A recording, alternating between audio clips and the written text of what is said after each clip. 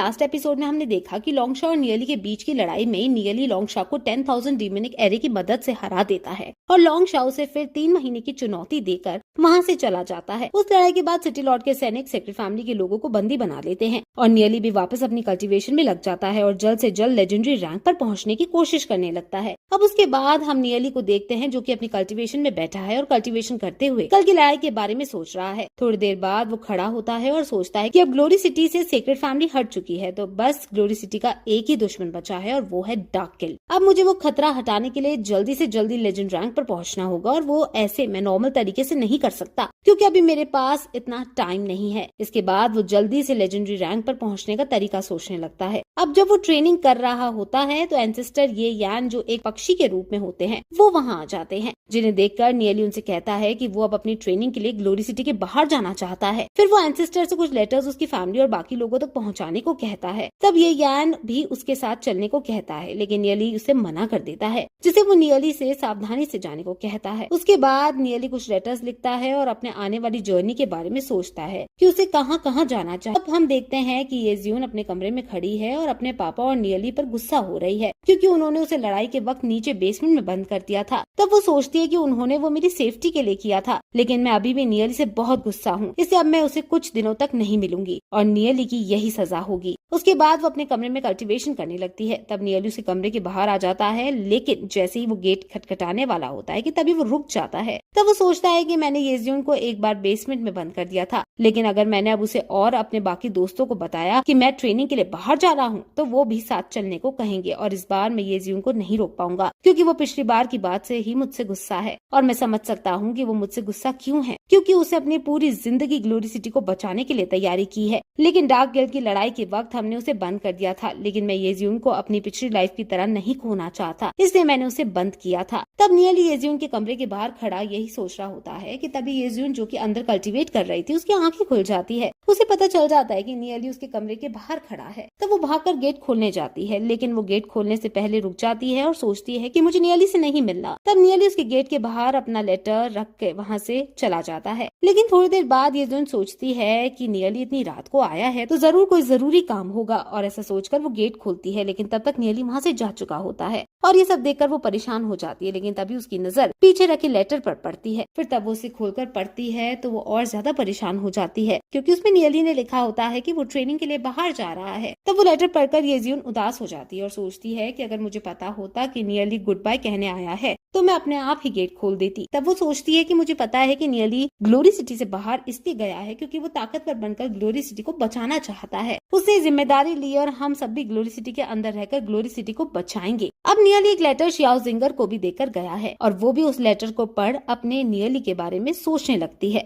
तब हम देखते हैं कि नियली बाकी दोस्त लाइब्रेरी में खड़े हैं और वो नियली के ऊपर गुस्सा हो रहे हैं क्योंकि वो उन्हें अकेला छोड़कर कुछ ट्रेनिंग के लिए चला गया था। तब लियो पाओ कहता है कि जब वो वापस आएगा तब मैं उसे छोड़ूंगा नहीं, जिस पर डूजे कहता है कि नियली ऐसा हम सबकी प्रोटेक्शन करके गया है, अगर हम नियली के साथ जाते तो हम नियली के लिए मुसीबत बनते और उसकी कोई हेल्प नहीं कर पाते। जिसे सुनकर लियो पाओ कहता है कि हम भी उसकी तरह गोल्ड रैंक पर हैं। तब डूजे कहता है कि माना हम सभी गोल्ड रैंक पर हैं, लेकिन हम सब मिलकर भी अकेले नियली का सामना नहीं कर सकते और वैसे भी उसके नाइटमेयर डीमन स्पिरिट है जिसकी वजह से वो कहीं भी छुप सकता है। तब लियो पाओ पूछता है कि नियली दुआनजियान को क्यों छोड़ गया है, वो तो एक ब्लैक गोल्ड रैंक का योद्धा है और उसकी बॉडी किसी लेजेंडरी रैंक वॉरियर से कम नहीं है। जिस पर दुआनजियान कहता है कि नियली एक बहुत ही खतरनाक जगह पर गया है जहाँ लेजेंड रैंक लेवल के योद्धा भी मारे जा सकते हैं और ये सुनकर सब सोचने लगते हैं कि आखिर नियली गया कहाँ है। उसके बाद हम देखते हैं कि नियली ने एक लेटर सिटी लॉर्ड को भी भेजा है जिसे पढ़कर ये जोंग कहता है कि अब ग्लोरी सिटी से सेक्रेट फैमिली जा चुकी है और डार्क गिल्ड का खतरा भी टल चुका है। लेकिन जब नियली मेरे पास होता है तो मुझे थोड़ा सही लगता है क्योंकि उसने इतने टाइम में मेरी काफी मदद की है और जब वो एकदम से यहाँ से चला गया है तो मुझे समझ में नहीं आ रहा कि मैं क्या करूँ। तब येजू कहता है कि नियली जाने से पहले कुछ प्रोटेक्टिव स्क्रोल्स देकर गया है, जिन्हें देखकर येजोंग कहता है कि ये सब पहले बेकार थे लेकिन नियली के हाथ में आने के बाद ये सब एक ट्रेजर बन गए हैं। उसके बाद येजू उसे किताब देता है और कहता है कि नियली के जाने से पहले कल्टीवेशन टेक्निक और देकर गया है जो कि स्नो विंड एलिमेंट के लिए है उस टेक्निक को देखकर येजोंग कहता है कि बहुत ही प्रेशियस है और इसके बाद अगर वो मुझे फिर से फादर इन लॉ कहेगा तो मैं गुस्सा भी नहीं होऊंगा। जिसे सुनकर येजू पूछता है, तो क्या आप येज्यून की शादी नियली से करवाने को राजी हो गए हो? ये सुनकर येजोंग सकपका जाता है और टॉपिक चेंज कर देता है। अब हम देखते हैं कि नियली एक जंगल में भाग रहा है और वहाँ पर बहुत सारे बीस्ट्स हैं। अब वहाँ भागते हुए नियली सोच रहा है कि इस जगह को मैं अच्छे से जानता हूँ, क्योंकि पिछले जन्म में जब बीस्ट ने हमारी सिटी पर अटैक किया था तो हम सब यहीं से भागे थे और अब बस मुझे इसके आगे एक जगह पर जाना है जिसका नाम तियानयुन प्लेट्यू है। तियानयुन प्लेट्यू ऊंचाई पर है, इसलिए वहाँ तक कई सारे बीस्ट नहीं पहुँच सकते, जिसके कारण वो एक सेफ जगह है। लेकिन तियानयुन प्लेट्यू के नीचे एक खतरनाक जगह है जिसका नाम ब्लैक स्प्रिंग है और नियली को जल्दी से जल्दी लेजेंडरी रैंक पर पहुंचने के लिए उस ब्लैक स्प्रिंग की तरफ ही जाना है। अब नियली पहाड़ों के ऊपर कूदता हुआ तियानयुन प्लेट्यू की तरफ जाने लगता है और वहाँ उसे एक गाँव दिखाई देता है। दोस्तों, जैसा हमने स्टार्टिंग के एपिसोड में बताया था कि ग्लोरी सिटी के लोगों को लगता है कि अब पूरी दुनिया से इंसानियत खत्म हो चुकी है और केवल ग्लोरी सिटी में ही इंसान बचे हैं। उन्हें ऐसा इसलिए लगता है क्योंकि ग्लोरी सिटी को हर तरफ से बीस्ट ने घेर रखा है और पिछले कई 100 सालों से न तो कोई ग्लोरी सिटी के बाहर जा पाया है और न ही कोई बाहर से अंदर आ पाया है। और वहाँ के लोगों को लगता है कि डार्क गिल्ड भी ग्लोरी सिटी का एक पार्ट है जो बस बाहर खुले में बीस्ट से छुपते हुए रह रहा है। लेकिन नियली को पता है कि ग्लोरी सिटी ही अकेली ऐसी जगह नहीं है जहाँ इंसान रहते हैं। यहाँ और भी कई जगह है जहाँ अभी भी इंसान रहते हैं और तियानयुन प्लेट्यू उन्हीं में से एक जगह है। अब क्योंकि ये ऊंचाई पर है इसलिए यहाँ बीस्ट अटैक नहीं कर पाते, इसलिए यहाँ अभी तक इंसान बचे हुए हैं। अब नियली उस गांव के अंदर चला जाता है। वहाँ के लोग नियली को देखकर चौंक जाते हैं क्योंकि नियली काफी अच्छे कपड़े पहनकर आया होता है और उन लोगों के कपड़े इतने अच्छे नहीं होते। दरअसल दोस्तों, तियानयुन प्लेट्यू ऊंचाई पर है तो वहाँ ज्यादा चीजें नहीं उगती, इसलिए वहाँ के लोगों की लाइफ टफ है और वो लोग अलग अलग तरह के कपड़े भी नहीं बना सकते। और अब पूरी दुनिया में बीस्ट घूमते हैं तो इंसान अलग अलग जगह पर जाकर बिजनेस नहीं कर सकते, जिससे तियानयुन प्लेट्यू के लोगों को वहीं पर उगी हुई चीजों से काम चलाना पड़ता है। अब वो सब नियली के कपड़ों को देखकर सोचने लगता है कि जरूर ये बहुत ताकतवर होगा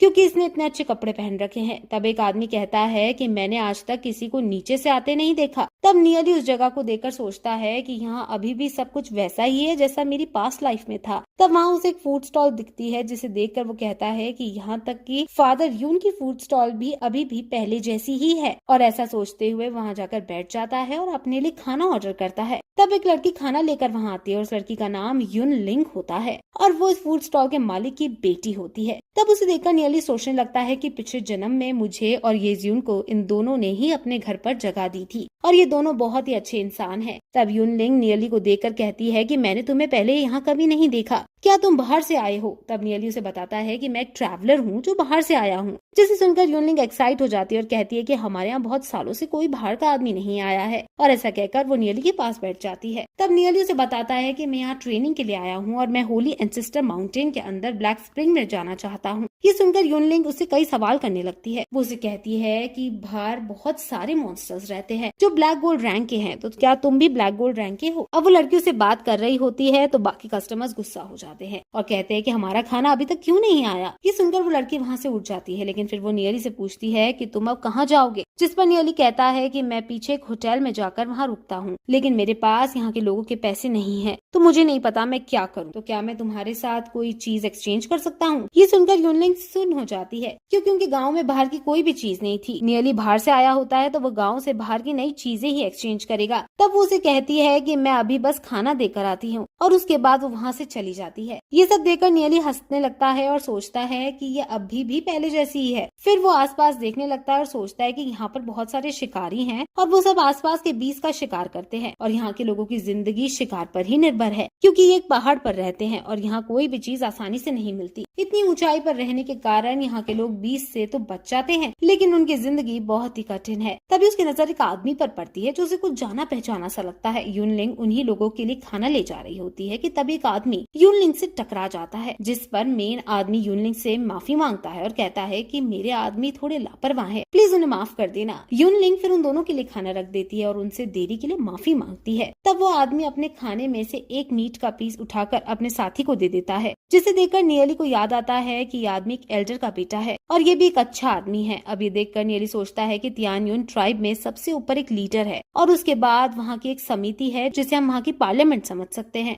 और उस समिति में 5 एल्डर्स है जो लीडर के साथ मिलकर तियानयुन ट्राइब को रूल करते हैं। तब खाना देने के बाद युनलिंग नियली के पास बैठ जाती है और उसे उसका काम पूछती है। तब नियली उसे अपना नाम बताता है और सोचने लगता है कि युनलिंग को मैं ऐसा क्या दूं जो उसे पसंद आए। फिर उसे याद आता है कि यहाँ के लोगों के पास कपड़ों की कमी है और युनलिंग ने भी काफी पुराने कपड़े पहन रखे हैं जो कई जगह से फटे हुए हैं और उन्हें सिलकर काम चलाना पड़ रहा है। ऐसा सोचकर वो अपनी स्पेशल रिंग से कई सारे कपड़ों के रोल निकाल देता है जिन्हें देखकर युनलिंग खुश हो जाती है और ये एपिसोड इस तरह यहीं खत्म हो जाता है।